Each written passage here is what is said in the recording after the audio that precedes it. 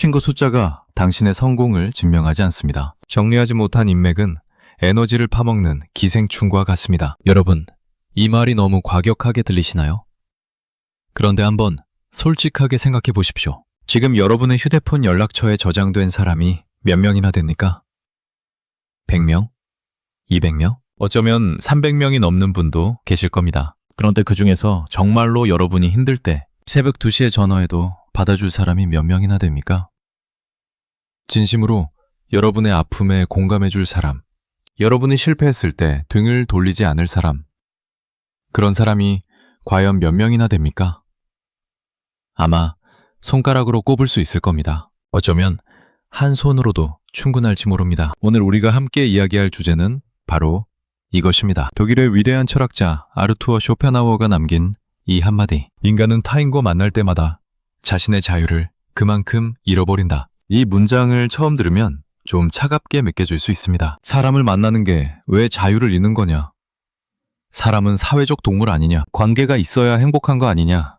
이렇게 반문하실 수 있습니다. 맞습니다.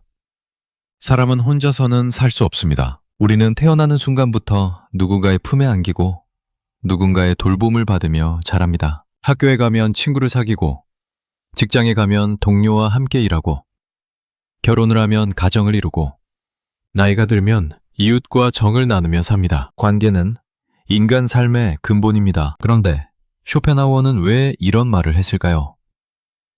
그가 단순히 사람을 싫어하는 괴팍한 노인이었기 때문일까요? 세상이 싫어서 방에 틀어박혀 혼자 투덜거리던 외톨이였기 때문일까요? 아닙니다.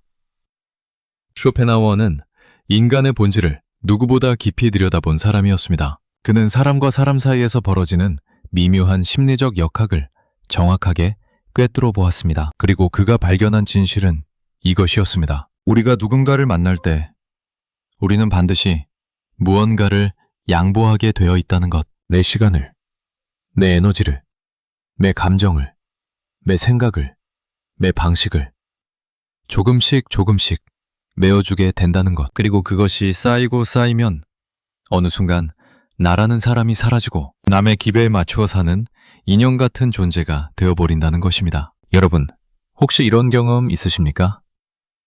오랜만에 모임에 나갔는데 집에 돌아오니까 기운이 하나도 없는 겁니다. 분명히 웃고 떠들고 즐거운 시간을 보낸 것 같은데 왜인지 모르게 텅 빈 느낌이 드는 겁니다. 마치 누군가가 내 안에 있는 에너지를 빨대로 쭉 빨아먹고 간 것 같은 그런 느낌. 아니면 이런 경험은요. 별로 만나고 싶지 않은 사람인데 의리 때문에, 체면 때문에 거절하면 미안하니까 억지로 약속에 나간 적. 그 자리에 앉아서 시계만 슬슬 보면서 이 시간이 빨리 지나가기만을 바란 적. 그때 여러분이 느낀 감정이 바로 쇼펜하우어가 말한 자유의 상실입니다. 이것을 좀 더 구체적으로 풀어보겠습니다. 우리가 사람을 만나면 가장 먼저 잃어버리는 것이 무엇일까요? 바로 시간입니다. 시간이라는 것은 참 신기한 자원입니다. 돈은 잃어버려도 다시 벌 수 있습니다. 건강은 나빠져도 노력하면 어느 정도 회복할 수 있습니다. 그런데 시간만큼은 한번 흘러가면 절대로 되돌릴 수가 없습니다. 오늘 하루 24시간은 어제의 24시간과 똑같은 양이지만 어제 흘려보낸 시간은 영원히 사라진 겁니다. 그런데 우리는 이 귀중한 시간을 어디에 쓰고 있습니까?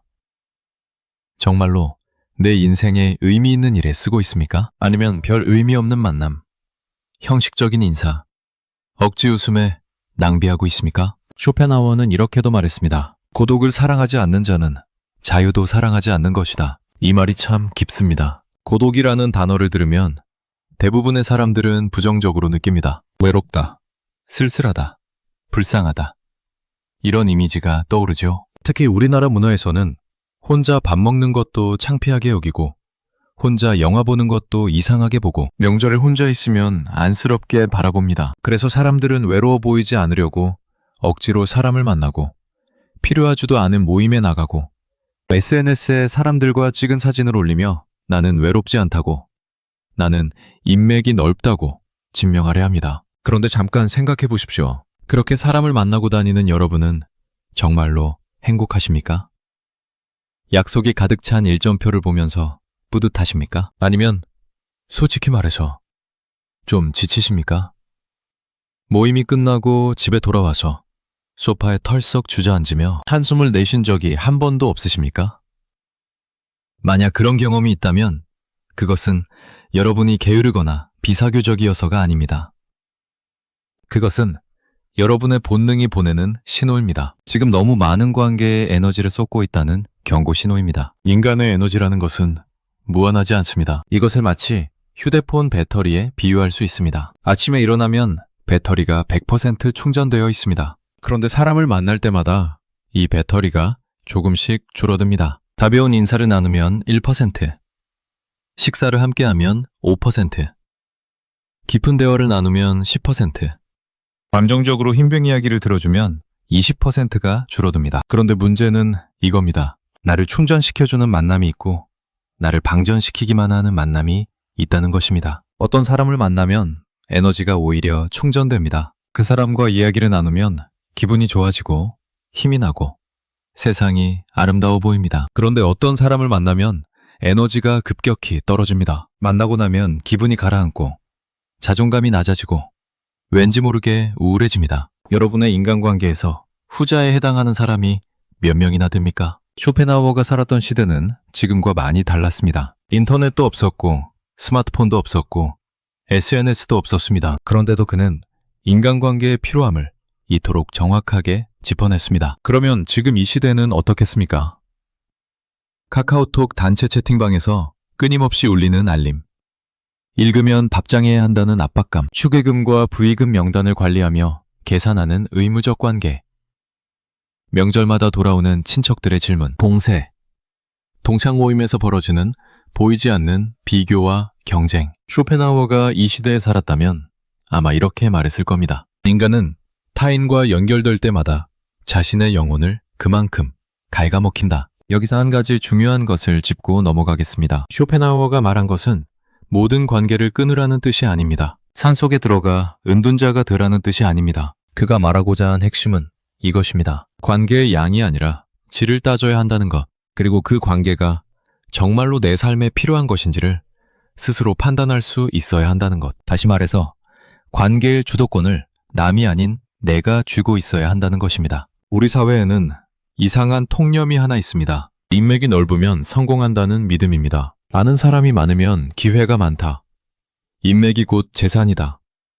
사람을 많이 알아둬야 나중에 도움이 된다. 이런 말을 어릴 때부터 귀에 못이 박히도록 들으며 자랐습니다. 그래서 사람들은 필사적으로 명함을 모으고 골프 모임에 나가고 향후회와 동문회에 빠지지 않고 참석합니다. 그런데 정말로 그렇게 해서 성공한 사람이 얼마나 됩니까?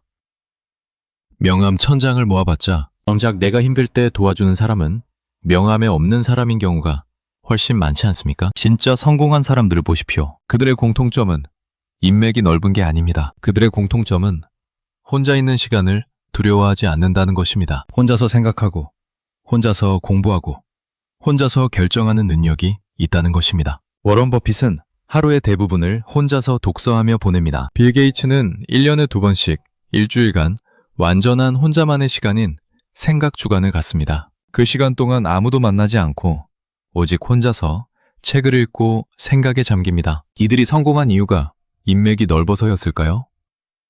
아닙니다. 이들이 성공한 이유는 혼자 있는 시간의 가치를 알았기 때문입니다. 그 시간 동안 자기 내면의 목소리에 귀를 기울이고 깊은 사고를 통해 남들이 보지 못하는 것을 보았기 때문입니다. 여러분, 우리 한번 솔직해집시다. 지금 여러분의 인간관계를 찬찬히 들여다보십시오. 거기에는 크게 세 종류의 사람이 있을 겁니다. 첫 번째는 만나면 에너지를 주는 사람입니다. 이 사람과 함께 있으면 시간 가는 줄 모릅니다. 대화를 나누면 배우는 것이 있고 함께 있으면 마음이 편안합니다. 서로 꾸미지 않아도 되고 잘난 척하지 않아도 되고 있는 그대로의 나를 보여줄 수 있습니다. 이런 사람은 인생에서 정말 귀한 보물입니다. 두 번째는 만나도 그만, 안 만나도 그만인 사람입니다. 특별히 나쁜 사람은 아닌데 만나면 그냥 시간이 지나가는 사람입니다. 대화 내용도 별로 기억에 남지 않고 헤어진 후에 특별한 감정도 없습니다. 그냥 습관적으로 만나는 사이,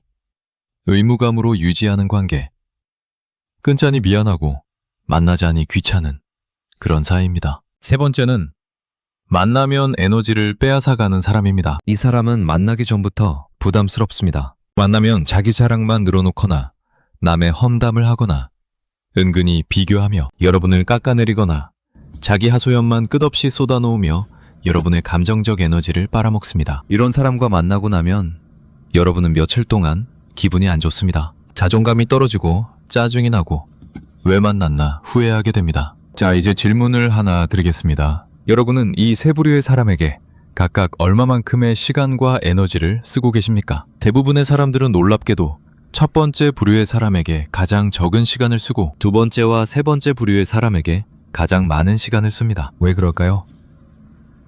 첫 번째 부류의 사람과는 서로 편하기 때문에 굳이 자주 안 만나도 괜찮다고 생각합니다. 반면에 두 번째와 세 번째 부류의 사람과는 관계를 유지해야 한다는 의무감 때문에 어쩔 수 없이 시간을 쏟게 됩니다. 이것이 바로 쇼펜하우어가 경고한 자유의 상실입니다. 내가 원하는 사람이 아닌 사회가 나에게 만나라고 강요하는 사람들 때문에 내 인생의 주도권을 잃어버리는 것입니다. 쇼펜하우어는 고슴도치의 비유로도 유명합니다. 여러분, 혹시 이 이야기를 들어보신 적 있으십니까? 추운 겨울날 고슴도치들이 모여 있었습니다.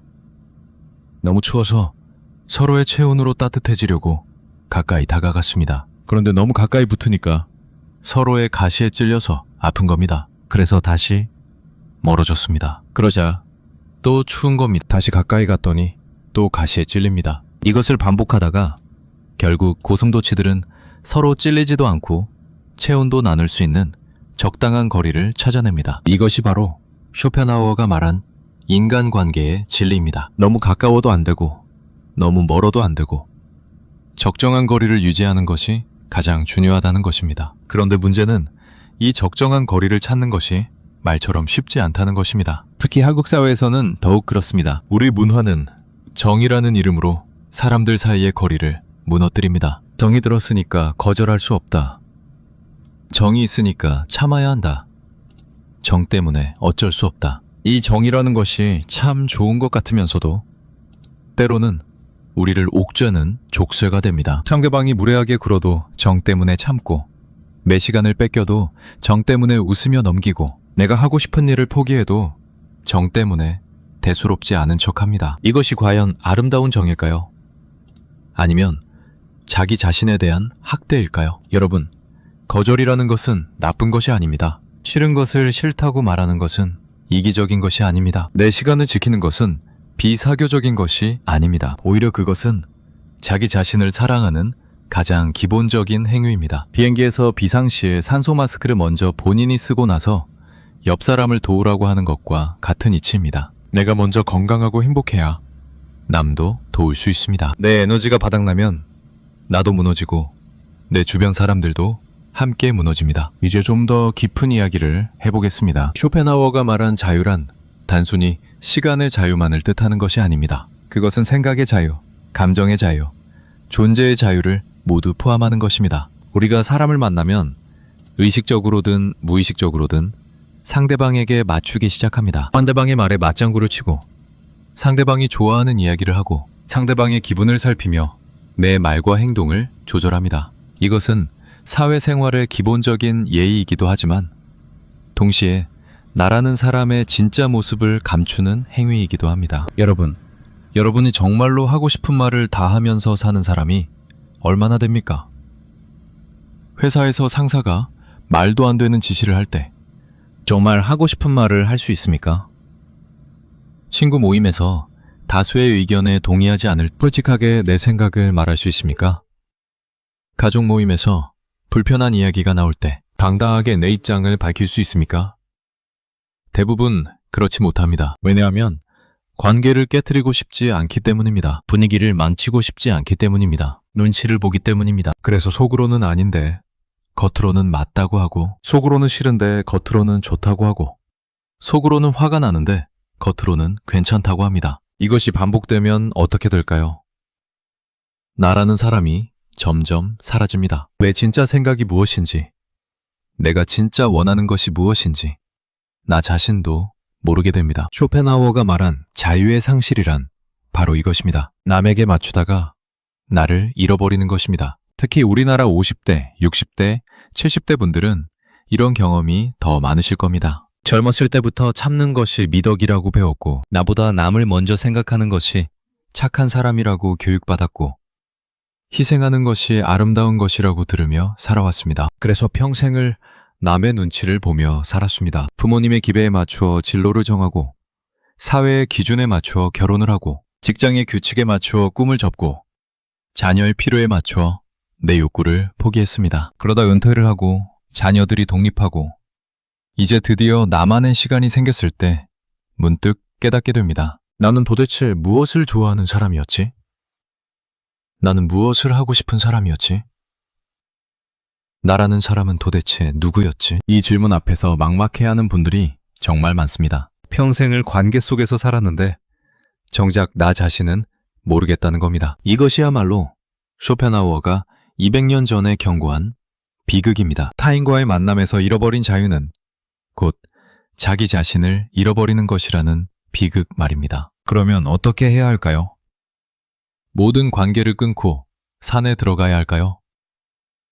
아닙니다. 그것은 해결책이 아닙니다. 쇼펜하우어가 제시한 답은 훨씬 현실적이고 지혜로운 것이었습니다. 그는 이렇게 말했습니다. 혼자 있을 때 자기 자신에게 돌아올 수 있는 사람, 그런 사람만이 진정으로 자유로운 사람이다. 핵심은 혼자이면 시간을 갖되 그 시간을 외로움이 아닌 자유로 느끼는 것입니다. 고독을 두려움이 아닌 축복으로 받아들이는 것입니다. 이것은 연습이 필요합니다. 평생을 누군가와 함께하는 것에 익숙했던 사람이 갑자기 혼자 있으면 당연히 불안합니다. 그것은 자연스러운 반응입니다. 마치 평생 시끄러운 도시에서 살다가 갑자기 조용한 시골에 가면 그 고요함이 오히려 불편한 것과 같습니다. 그런데 시간이 지나면 그 고요함 속에서 새소리가 들리기 시작하고 바람 소리가 들리기 시작하고 자기 자신의 심장 소리가 들리기 시작합니다. 혼자 있는 시간도 마찬가지입니다. 처음에는 어색하고 불안하지만 시간이 지나면 그 속에서 내 진짜 목소리가 들리기 시작합니다. 내가 정말로 원하는 것이 무엇인지, 내가 어떤 사람인지, 내 인생에서 정말로 중요한 것이 무엇인지가 서서히 선명해집니다. 쇼펜하우어는 또 이런 말도 했습니다. 평범한 사람은 시간을 보내는 것에 고심하고 재능 있는 사람은 시간을 활용하는 것에 고심한다. 여기서 재능이란 꼭 특별한 능력을 말하는 것이 아닙니다. 자기 시간의 가치를 아는 사람, 자기 에너지를 어디에 쓸지 스스로 선택할 수 있는 사람, 그런 사람이 바로 재능 있는 사람입니다. 시간을 보낸다는 것은 수동적인 겁니다. 누군가가 부르니까 나가고, 모임이 있으니까 참석하고, 카톡이 오니까 답하고, 이렇게 남에 의해 끌려다니는 삶입니다. 반면에 시간을 활용한다는 것은 능동적인 겁니다. 내가 만나고 싶은 사람을 만나고, 내가 하고 싶은 일을 하고, 내가 원하는 방식으로 하루를 설계하는 것입니다. 여러분, 오늘 하루를 돌아보십시오. 오늘 여러분이 한 일 중에서 진짜로 여러분이 원해서 한 일은 얼마나 됩니까? 남이 시켜서가 아니라, 사회가 강요해서가 아니라, 체면 때문이 아니라 순수하게 내가 하고 싶어서 한 일이 하루에 몇 시간이나 됩니까? 만약 그 시간이 거의 없다면 여러분은 지금 여러분의 인생을 사는 것이 아니라 남의 인생을 대신 살아주고 있는 것입니다. 자, 그러면 이제 실질적인 이야기를 좀 해보겠습니다. 어떻게 하면 관계를 정리할 수 있을까요? 어떻게 하면 불필요한 만남을 줄이고 정말로 소중한 관계에 집중할 수 있을까요? 첫 번째로 해야 할 일은 정직한 자기 점검입니다. 지금 여러분이 정기적으로 만나는 사람들의 목록을 한번 머릿속에 떠올려 보십시오. 그리고 한 사람 한 사람에 대해 이 질문을 던져보십시오. 이 사람을 만나고 나면 나는 더 나은 사람이 되는가?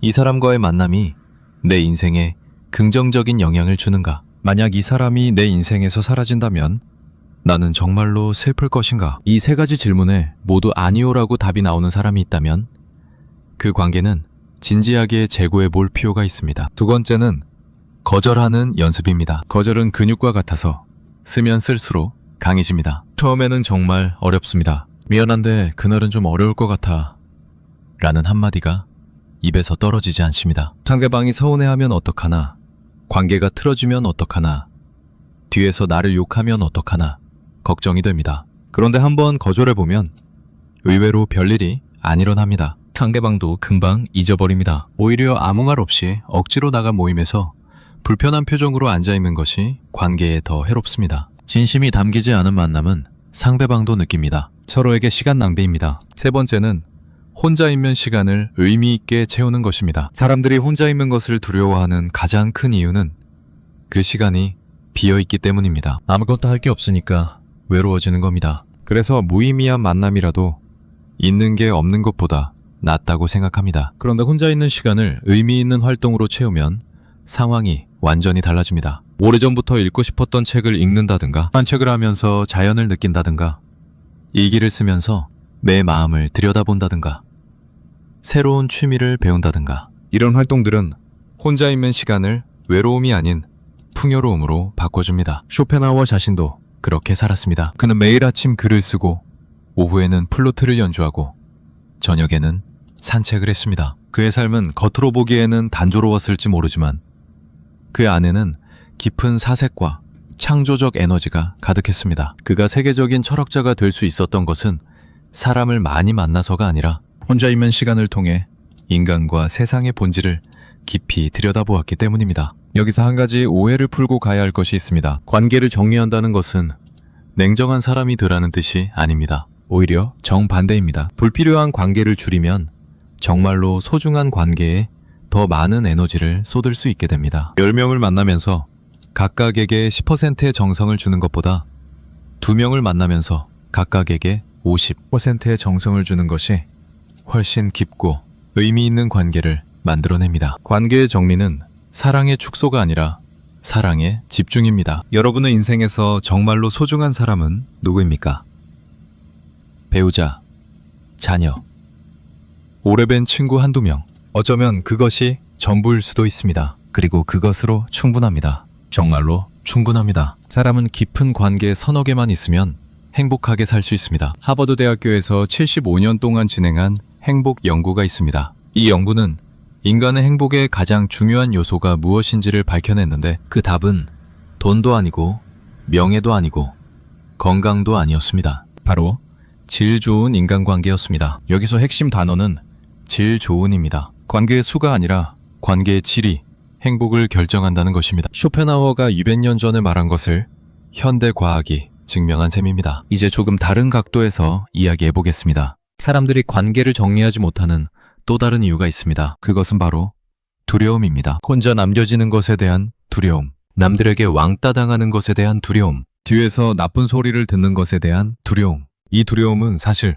어린 시절부터 형성된 것입니다. 학교에서 혼자 밥 먹는 아이는 따돌림 당한다는 낙인이 찍히고, 친구가 없으면 문제 있는 아이로 취급받고, 무리에 끼지 못하면 불안해지도록 사회가 우리를 훈련시켰습니다. 그래서 어른이 되어서도 이 두려움에서 벗어나지 못합니다. 그런데 한번 냉정하게 생각해 보십시오. 여러분이 어떤 모임에 나가지 않는다고 해서, 어떤 사람의 연락을 안 받는다고 해서 정말로 큰일이 벌어집니까? 세상이 무너집니까?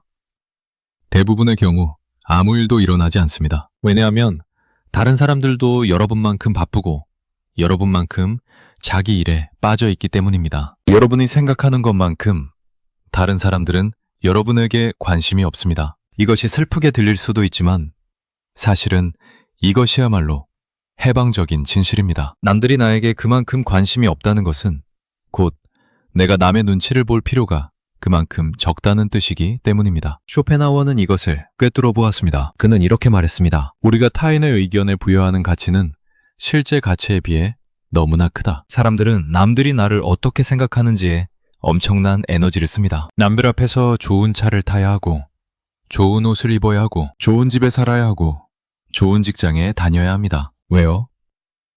남들 눈에 성공한 사람으로 보이기 위해서입니다. 그런데 정작 그 남들은 여러분의 차와 옷과 집과 직장에 잠깐 관심을 가졌다가 돌아서면 자기 일에 빠져버립니다. 여러분이 평생을 바쳐 유지하려 했던 이미지는 남들 머릿속에 채 5분도 머물지 않습니다. 이 허무한 진실을 깨닫는 순간 여러분은 엄청난 자유를 얻게 됩니다. 나이가 들수록 이 깨달음은 더욱 중요해집니다. 젊었을 때는 사회적 관계가 생존과 직결되는 측면이 있습니다. 직장 상사와의 관계, 거래처와의 관계, 동료와의 관계, 이런 것들이 경제적 생존에 영향을 미칩니다. 그래서 젊었을 때는 어느 정도 관계의 불편함을 감수해야 하는 부분이 있습니다. 그런데 은퇴를 하고 자녀가 독립하고 사회적 의무에서 어느 정도 자유로워진 다음에는요. 그때야말로 정말로 나를 위한 관계만을 선택할 수 있는 황금 같은 시기입니다. 그런데 안타깝게도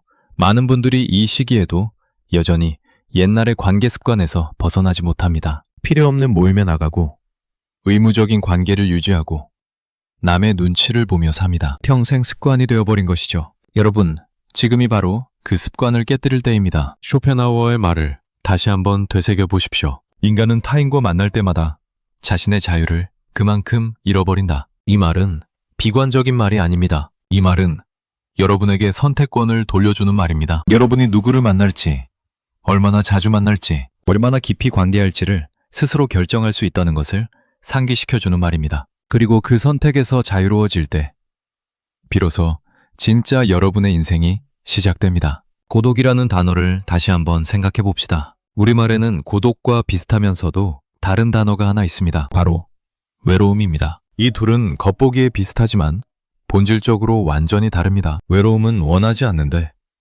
혼자인 상태입니다. 사람을 원하는데 곁에 아무도 없는 상태입니다. 이것은 고통입니다. 반면에 고독은 스스로 선택한 혼자만의 시간입니다. 내가 원해서 홀로 있는 상태입니다. 이것은 고통이 아니라 자유입니다. 쇼펜하우어가 추구한 것은 외로움이 아니라 고독이었습니다. 그리고 그가 우리에게 권하는 것도 외로움이 아닌 고독입니다. 고독 속에서 사람은 비로소 자기 자신을 만나게 됩니다. 평소에는 너무 시끄러워서 들리지 않았던 내면의 목소리가 들리기 시작합니다. 내가 정말로 원하는 것, 내가 정말로 두려워하는 것, 내가 정말로 사랑하는 것, 이런 것들이 고요함 속에서 서서히 모습을 드러냅니다. 이것은 마치 흐린 물이 가만히 두면 맑아지는 것과 같습니다. 계속 젖고 휘저으면 영원히 흐린 물이지만 가만히 놔두면 자연스럽게 맑은 물이 됩니다. 우리의 마음도 마찬가지입니다. 끊임없이 사람을 만나고 자극을 받으면 마음이 흐려지지만 조용히 혼자 있는 시간을 가지면 마음이 맑아집니다. 동양 철학에서도 이와 비슷한 가르침이 있습니다. 도전은 도덕경에서 이렇게 말했습니다. 많이 아는 것은 많이 가는 것만 못하고 많이 가는 것은 가만히 앉아있는 것만 못하다. 석가모니 부처님도 보리수 아래에서 혼자 앉아 깨달음을 얻으셨습니다. 수천 명의 제자에 둘러싸여서가 아니라 오직 혼자서 자기 내면을 들여다봄으로써 진리에 도달하셨습니다. 동서양을 막론하고 위대한 지혜는 혼자 있는 시간에서 나온다는 것을 역사가 증명하고 있습니다. 현대 심리학에서도 이것을 뒷받침하는 연구가 많습니다. 혼자 있는 시간이 부족한 사람은 만성적인 스트레스에 시달리고 창의력이 떨어지고 자기 정체성에 대한 혼란을 겪는다고 합니다. 반대로 적절한 혼자만의 시간을 가진 사람은 감정 조절 능력이 뛰어나고 문제 해결 능력이 높으며 대인관계에서도 오히려 더 건강한 모습을 보인다고 합니다. 혼자 있을 줄 아는 사람이 함께 있을 때도 더 좋은 파트너, 더 좋은 친구, 더 좋은 가족이 된다는 것입니다. 이것은 우리 일상에서도 쉽게 확인할 수 있습니다. 주변에 항상 사람과 붙어 있으려고 하는 사람을 한번 관찰해 보십시오. 그런 사람은 되게 불안합니다. 혼자 있으면 불안하니까 끊임없이 누군가를 찾고 그래서 관계에 집착하게 되고 집착하니까 상대방이 부담을 느끼고 부담을 느낀 상대방이 거리를 두면 더 불안해지는 악순환에 빠집니다. 반면에 혼자서도 잘 지내는 사람은 여유가 있습니다. 관계에 집착하지 않으니까 상대방도 편안하게 느끼고 서로 적당한 거리를 유지하면서도 깊은 신뢰를 쌓을 수 있습니다. 역설적이지만 혼자 있을 줄 아는 사람이 더 좋은 관계를 만드는 겁니다. 쇼펜하우어의 철학에서 또 하나 중요한 개념이 있습니다. 그것은 바로 의지라는 개념입니다. 쇼펜하우어는 인간의 모든 행동 뒤에는 의지가 있다고 보았습니다. 여기서 의지란 단순히 결심이나 의욕이 아닙니다. 그것은 맹목적인 욕구,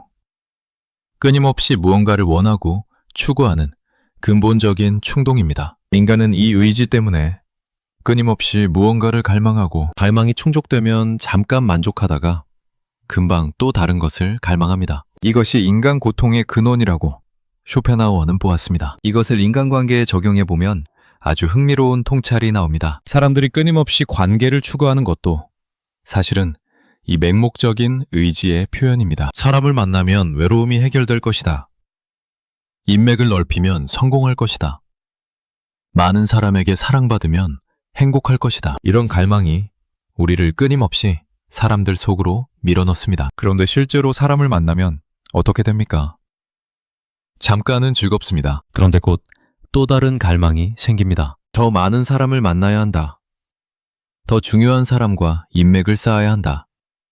더 깊은 관계를 맺어야 한다. 이 끝없는 갈망의 연쇄가 우리를 지치게 만드는 겁니다. 쇼펜하워는 이 악순환에서 벗어나는 방법으로 관조를 제시했습니다. 관조란 한 걸음 물러서서 바라보는 것입니다. 내가 왜 이 사람을 만나려 하는지, 이 만남이 내게 정말로 필요한 것인지, 아니면 단지 습관이나 불안 때문인지를 차분하게 돌아보는 것입니다. 이렇게 한 걸음 물러서서 바라보면 놀랍게도 많은 관계가 실제로는 필요하지 않다는 것을 알게 됩니다. 그것들은 맹목적인 의지가 만들어낸 환상이었던 겁니다. 여러분 중에 혹시 이런 분이 계실 겁니다. 예전에는 매일같이 만나던 친구인데 어느 순간 연락이 뜸해졌고 그래도 전혀 불편하지 않은 사이가 된 경우, 그 친구와 안 만나니까 오히려 마음이 편해진 경우, 이것은 여러분이 냉정해진 것이 아닙니다. 그 관계가 원래 필요하지 않았던 것을 뒤늦게 깨달은 것뿐입니다. 그리고 그 깨달음이 여러분에게 자유를 가져다 준 것입니다. 또 다른 관점에서 이야기해 보겠습니다. 우리가 사람을 만날 때 감정 노동이라는 것을 하게 됩니다. 감정 노동이라는 말이 요즘 많이 쓰이는데 이것은 원래 서비스업 종사자들이 고객을 대할 때 자기 감정을 숨기고 친절한 표정을 짓는 것을 뜻하는 말이었습니다. 그런데 사실 감정 노동은 서비스업에만 존재하는 것이 아닙니다. 우리는 일상적인 인간관계에서도 끊임없이 감정 노동을 합니다. 친구가 자랑을 늘어놓을 때 부럽지 않은 척 축하해주는 것, 별로 재미없는 이야기인데 웃어주는 것, 속으로는 화가 나는데 괜찮은 척하는 것, 정말로 공감이 되지 않는데 공감하는 척하는 것, 이 모든 것이 감정 노동입니다. 그리고 이 감정 노동은 엄청난 에너지를 소모합니다. 하루에 만나는 사람이 많을수록, 그 사람들과의 관계가 복잡할수록 감정 노동의 양은 기하급수적으로 증가합니다. 저녁에 집에 와서 아무것도 하기 싫은 이유가 단순히 몸이 피곤해서가 아닙니다. 하루 종일 감정 노동을 했기 때문에 감정적으로 완전히 방전된 것입니다. 쇼펜하우어의 시대에는 감정 노동이라는 개념이 없었지만 그는 본질적으로 같은 것을 이야기한 것입니다. 타인과 만날 때마다 자유를 잃어버린다는 것은 곧 타인과 만날 때마다 감정적 에너지를 소모한다는 것과 같은 말입니다. 그리고 그 에너지가 바닥나면 여러분은 더 이상 자기 자신일 수 없게 됩니다. 여기서 중요한 것은 모든 감정 노동이 나쁜 것은 아니라는 것입니다. 사랑하는 사람을 위한 감정 노동은 기꺼이 할 수 있습니다. 아이가 울 때 달래주는 것, 배우자가 힘들어할 때 곁에 있어주는 것, 진정한 친구가 도움을 청할 때 시간을 내주는 것, 이런 감정 노동은 지치더라도 보람이 있습니다. 왜냐하면 그 관계가 진심으로 소중한 관계이기 때문입니다. 문제는 소중하지도 않은 관계에서 행하는 감정 노동입니다. 그것은 에너지만 빼앗기고 아무런 보람도 없는 허무한 소비입니다. 그래서 관계의 정리란 결국 내 에너지를 어디에 쓸 것인가에 대한 선택입니다. 한정된 에너지를 나에게 소중한 관계에 집중할 것인가, 아니면 아무데나 뿌리다가 정작 중요한 곳에는 남은 게 없는 상태로 살 것인가. 이 선택을 의식적으로 할 수 있는 사람이 바로 쇼펜하우어가 말한 자유로운 사람입니다. 여러분, 나이가 들면 자연스럽게 인간관계가 줄어든다고 합니다. 이것을 슬퍼하는 분들이 많습니다. 예전에는 전화할 사람이 많았는데 지금은 없다. 예전에는 모임이 많았는데 지금은 부르는 데가 없다. 예전에는 생일에 축하 전화가 빗발쳤는데 지금은 조용하다. 이런 것들을 나이 들면서 겪는 쓸쓸함으로 받아들이는 분들이 계십니다. 그런데 다시 한번 생각해 보십시오. 그 관계들이 정말로 의미 있는 관계였습니까? 그 전화들이 정말로 진심이 담긴 전화였습니까? 그 모임들이 정말로 즐거운 모임이었습니까? 아니면 그저 형식적이고 의무적인 것들이었습니까? 나이가 들면서 관계가 줄어드는 것은 사실 자연이 여러분에게 주는 선물입니다. 불필요한 것들을 자연스럽게 걷어내고 진짜 소중한 것만 남겨주는 과정입니다. 가을에 나무가 잎을 떨어뜨리는 것과 같습니다. 나무는 겨울을 나기 위해 불필요한 잎을 버립니다. 그것은 죽음이 아니라 생존을 위한 지혜입니다. 에너지를 분산시키지 않고 뿌리에 집중함으로써 추운 겨울을 버티고 봄에 다시 꽃을 피울 수 있는 것입니다. 여러분의 인생도 마찬가지입니다. 관계가 줄어드는 것은 쇠퇴가 아니라 집중입니다. 남은 인생을 더 깊고 더 의미 있게 살기 위한 자연스러운 과정입니다. 쇼펜하우어는 노년에 대해서도 흥미로운 이야기를 했습니다. 그는 노년이야말로 인생에서 가장 자유로운 시기가 될 수 있다고 보았습니다. 왜냐하면 젊었을 때를 지배하던 열정과 욕망이 자연스럽게 잦아들기 때문입니다. 사회적 성공에 대한 욕구, 남들에게 인정받고 싶은 욕구, 이성에게 매력적으로 보이고 싶은 욕구, 이런 것들이 줄어들면서 비로소 자기 자신에게 집중할 수 있게 된다는 겁니다. 젊었을 때는 세상이 시키는 대로 살았다면 나이가 들어서는 내가 원하는 대로 살 수 있다는 것입니다. 물론 이것은 저절로 되는 것이 아닙니다. 의식적으로 선택해야 하는 것입니다. 남들의 기대에서 벗어나겠다는 의식적인 결단이 필요합니다. 지금까지 우리는 쇼펜하우어의 한마디를 중심으로 인간관계와 자유에 대해 이야기했습니다. 정리해보면 이렇습니다. 사람을 만나는 것 자체가 나쁜 것이 아닙니다. 문제는 내가 원하지 않는 만남, 내게 도움이 되지 않는 만남, 나의 에너지를 빼앗기기만 하는 만남을 무비판적으로 지속하는 것입니다. 그래서 필요한 것은 관계의 정리입니다. 내 인생에 정말로 필요한 사람이 누구인지를 분별하고 그 사람들에게 집중하며 나머지는 과감하게 놓아주는 용기입니다. 그리고 이 과정에서 반드시 필요한 것이 혼자 있는 시간입니다. 고독의 시간입니다. 이 시간은 외로움이 아니라 자유의 시간입니다. 나를 만나는 시간입니다. 내가 누구인지를 확인하는 시간입니다. 쇼펜하우어가 고독을 사랑하지 않는 자는 자유도 사랑하지 않는 것이다 라고 한 것은 바로 이런 뜻입니다. 혼자 있을 줄 아는 사람만이 관계에서도 자유로울 수 있다는 것입니다. 혼자 있어도 행복한 사람만이 함께 있어도 행복할 수 있다는 것입니다. 여러분, 오늘 이 이야기를 들으시고 당장 모든 모임에서 탈퇴하고 모든 연락을 끊으실 필요는 없습니다. 급격한 변화는 오히려 스트레스를 줍니다. 천천히 조금씩 하나씩 해보시면 됩니다. 이번 주에 하나의 불필요한 약속을 정중하게 거절해 보십시오. 그리고 그 시간에 여러분이 정말로 하고 싶었던 일을 해보십시오. 산책을 하든 책을 읽든 음악을 듣든 그냥 아무것도 안 하고 가만히 앉아있든 무엇이든 좋습니다. 그때 느끼는 감정을 가만히 관찰해 보십시오. 처음에는 좀 불안할 수 있습니다. 그런데 시간이 지나면 서서히 평화로운 기분이 밀려올 겁니다. 그것이 바로 쇼펜하우어가 말한 자유의 맛입니다. 인생은 짧습니다. 우리에게 주어진 시간은 한정되어 있습니다. 그 한정된 시간을 나를 지치게 하는 관계에 소비하지 마십시오. 나를 웃게 하는 관계, 나를 성장시키는 관계, 나를 사랑해주는 관계에 여러분의 소중한 시간과 에너지를 쏟으십시오. 그리고 나머지 시간은 오롯이 여러분 자신을 위해 쓰십시오. 그것이 가장 현명한 삶의 방식이고 쇼펜하우어가 우리에게 전하고자 한 지혜의 핵심입니다. 마지막으로 한 가지만 더 말씀드리겠습니다. 관계를 정리한다는 것은 사람에 대한 사랑을 포기하는 것이 아닙니다. 오히려 진정한 사랑이 무엇인지를 아는 것입니다. 100명에게 피상적인 호의를 베푸는 것보다 한 사람에게 진심을 주는 것이 진짜 사랑입니다. 모든 사람에게 좋은 사람이 되려 하지 마십시오. 그것은 불가능할 뿐만 아니라 여러분을 파괴합니다. 대신 정말로 중요한 몇 사람에게 최선의 사람이 되십시오. 그것이면 충분합니다. 쇼펜하우어의 말을 다시 한번 떠올려 보겠습니다. 인간은 타인과 만날 때마다 자신의 자유를 그만큼 잃어버린다. 이 말을 두려움으로 받아들이지 마시고 지혜로 받아들이십시오. 모든 만남에는 대가가 있습니다. 그 대가를 치를 만한 가치가 있는 만남인지를 여러분이 스스로 판단하십시오. 그 판단의 기준은 사회의 시선이 아니라 여러분 자신의 마음이어야 합니다. 여러분의 마음이 편안한 관계,